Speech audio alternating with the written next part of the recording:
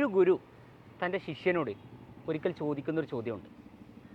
രണ്ട് നായകൾ, ഒന്ന് വളരെ ദയയുള്ളതും സ്നേഹമുള്ളതും തൻ്റെ യജമാനോട് വളരെ നന്ദിയുള്ളതുമാണ്. എന്നാൽ മറ്റൊരു നായ വളരെ അക്രമ സ്വഭാവമുള്ളത്, വളരെയധികം ദേഷ്യമുള്ളത്, എല്ലാവരെയും ഓടിക്കുന്നതുമായിട്ടുള്ള മറ്റൊരു നായ.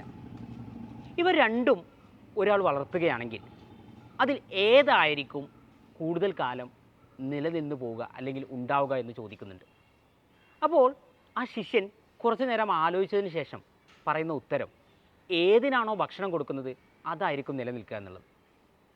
എല്ലാവരുടെയും മനസ്സിലും നന്മയും തിന്മയും ദേഷ്യവും സങ്കടവും ദയവും എല്ലാം ഉണ്ട്. എന്നാൽ ഏതായിരിക്കും അയാളിൽ നിലകൊള്ളുക എന്നുള്ളത്, അയാൾ ഏതിനെയാണോ പരിപാലിക്കുന്നത്, ഏതിനെയാണോ കൊണ്ടു നടക്കുന്നത് അതായിരിക്കും നിലനിൽക്കുന്നത്. നമ്മുടെ ദേഷ്യവും വിദ്വേഷവുമെല്ലാം നമ്മൾ വളർത്തിയെടുക്കുന്നതാണ്. നമുക്ക് ആവശ്യമുള്ള ഇടങ്ങളിൽ നമുക്കത് ഒഴിവാക്കാനും അറിയാം. നമ്മുടെ ഓഫീസുകളിൽ, നമ്മുടെ ജോബ് സ്ഥലങ്ങളിൽ നമ്മൾ എത്രത്തോളം ദേഷ്യം പ്രകടിപ്പിക്കാറുണ്ട്. എന്നാൽ നമ്മളുടെ ഏറ്റവും സ്നേഹമുള്ള, നമ്മളുടെ ഏറ്റവും ദയയുള്ള നമ്മുടെ അച്ഛനും അമ്മയും അല്ലെങ്കിൽ നമ്മുടെ വീട്ടുകാരുടെ അടുത്ത് നമ്മളത് പ്രകടിപ്പിക്കുന്നതിൽ യാതൊരു മടിയും കാണിക്കുന്നില്ല.